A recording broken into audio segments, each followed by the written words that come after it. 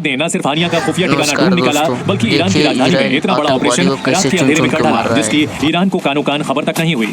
Bureau report, जी media.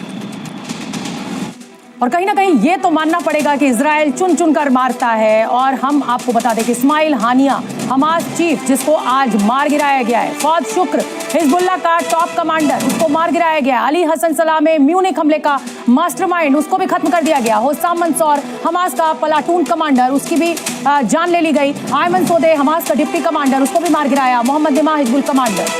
ये तमाम वो चेहरे, वो नाम जो इजराइल के दुश्मन थे और इजराइल ने इनको चुन चुन कर साफ कर दिया और इस हमले को कायराना बताया है। इससे पहले अप्रैल में इजरायली हमले में हानिया के 3 बेटे भी मारे जा चुके हैं। बावजूद इसके हानिया ने इजरायली बंधकों को रिहा करने से इनकार कर दिया था। वहीं नेतन्याहू साफ कर चुके थे कि हमास के अंत तक युद्ध जारी रहेगा। ईरान में जाके इनको मारा गया है और इजराइल जो पिछले 7 अक्टूबर से लड़ाई लड़ रहा है हमास के खिलाफ गाजा में, ये मेरे ख्याल से एक बहुत बड़ी विजय है इजराइल के लिए। देखा जाए तो एक सांकेतिक तौर पर भी और फिजिकल तौर पर भी। हानिया की मौत इस युद्ध में एक नया मोड़ ले आई है। अब बदले की कार्रवाई की प्लानिंग हमास कर रहा है, साथ में ईरान है। फिलिस्तीनी नेताओं को भी धमकी दी जा रही है, तो वहीं इजराइल ने भी इससे निपटने की बड़ी प्लानिंग कर ली है। इस हमले के बाद इजराइल की खुफिया एजेंसी मोसाद को भी बड़ी राहत मिली है, जिस पर 7 अक्टूबर के बाद बड़े सवाल उठाए गए थे। मोसाद, क्या दुनिया तीसरे विश्व युद्ध के मुहाने पर आ खड़ी हुई? क्या इस बार वर्ल्ड वॉर का ट्रिगर ऑन होगा और मिडिल ईस्ट से ट्रिगर ऑन होने जा रहा है? इसकी वजह आपको हमारी टीवी स्क्रीन पर नजर आ रही है। इजराइल ने बीती रात ईरान की सीमा में घुसकर एक खतरनाक ऑपरेशन को अंजाम दिया, जिसके बाद पूरी दुनिया टेंशन में आ गई। इजराइल में अपनी सीमा पर बारूदी हमला कर ईरान की राजधानी तेहरान में बैठे अपने बड़े दुश्मन को ठिकाने लगा दिया। तो इजराइल में ऐसा हमला पहली बार नहीं किया, लेकिन इस बार इजराइल का अटैक पूरी दुनिया के लिए एक नई आफत साबित हो सकता है।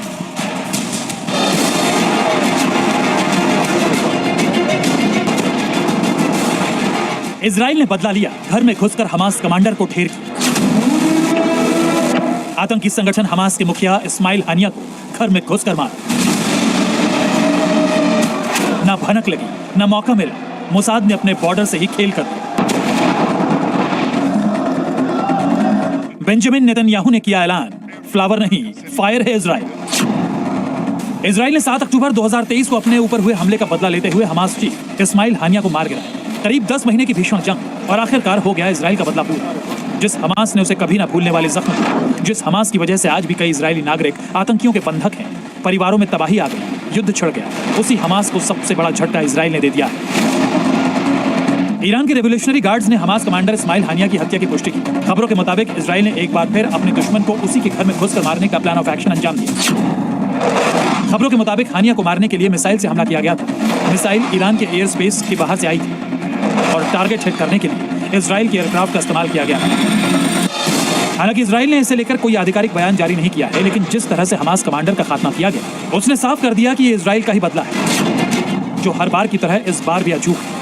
हमास का मुखिया इस्माइल हानिया, यानी वो शख्स जिसने हमास के आतंक की पटकथा लिखी और जो इजराइल के खिलाफ दुश्मनों की फौज इकट्ठी कर रहा था। इस्माइल हानिया को जब इजराइल ने मारा तब वो ईरान में ही था, यानी वो जगह जहां से उसको सपोर्ट मिलता था, हथियार मिलते थे। हानिया वहां ईरान के राष्ट्रपति के शपथ ग्रहण में शामिल होने गया था। वहां वो विक्ट्री का साइन बनाता भी दिखा। इतना ही नहीं, एक दिन पहले हानिया ने खामनेई से मुलाकात की थी, लेकिन ना तो ईरान जानता था और ना ही हानिया। ये मुलाकात उसकी जिंदगी की आखिरी मुलाकात साबित होगी। आपको बता दें कि जिस वक्त हानिया को निशाना बनाया गया, उस वक्त इस्माइल हानिया ईरान के तेहरान में अपने घर में मौजूद था। उसके साथ उसके बॉडीगार्ड्स भी थे। इजराइल ने उसी घर को निशाना बनाया, आईईडी अटैक किया, जिसमें हानिया मारा गया। हमला ईरान में हुआ, इसलिए इसकी पुष्टि भी ईरान ने ही की। हानिया युद्ध के बाद से कतर, तुर्की और ईरान में ही रहता था। यहाँ वो मुस्लिम देशों को एक साथ करने की जद में था और अब ईरान में हुए इस हमले के बाद इसका बड़ा असर होगा। ये पॉलिटिकल लीडर का मारा जाना, इसके पहले इसके 3 बेटे भी मारे गए थे, तो मुझे लगता नहीं कि ये लड़ाई बंद होगी। अब ये लड़ाई फैल भी सकती है, क्योंकि सच्चाई ये है कि हिजबुल्लाह और का जो नंबर 2 कमांडर था, उसको भी मारा गया है, जिस प्रकार से इजराइल ने बैरूत पे हमला किया। और ऐसे में इजराइल वर्सेस जो हिजबुल्लाह होने के चांसेस बहुत हैं। इससे पहले अप्रैल में इजरायली हमले में हानिया के 3 बेटे भी मारे जा चुके हैं। बावजूद इसके हानिया ने इजरायली बंधकों को रिहा करने से इनकार कर दिया था। हानिया ने फिलिस्तीन में युद्ध तो छेड़ दिया, लेकिन खुद वहां से गायब हो गया। इतना ही नहीं, हानिया ने कई बार युद्ध में इजराइल को हराने की धमकी भी दी। हानिया कतर, ईरान और तुर्की में इसलिए रह रहा था कि उसे इजरायली हमले का डर था। लेकिन मोसाद ने उससे उसके सुरक्षित ठिकाने में ही ढूंढ कर मार डाला। इस हमले के बाद एक बार फिर साफ हो गया है कि इजराइल की मोसाद अपने दुश्मन को उसकी मांद में घुसकर मारती है।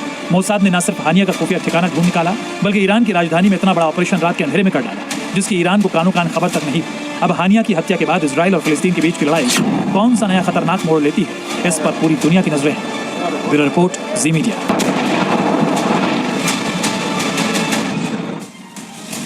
इजराइल और इजरायली राष्ट्रपति बेंजामिन नेतन्याहू अपने दुश्मनों पर अग्रेसिव अटैक के लिए जाने जाते हैं और इजरायली दुश्मनों को ठिकाना लगाने में मोसाद माहिर है।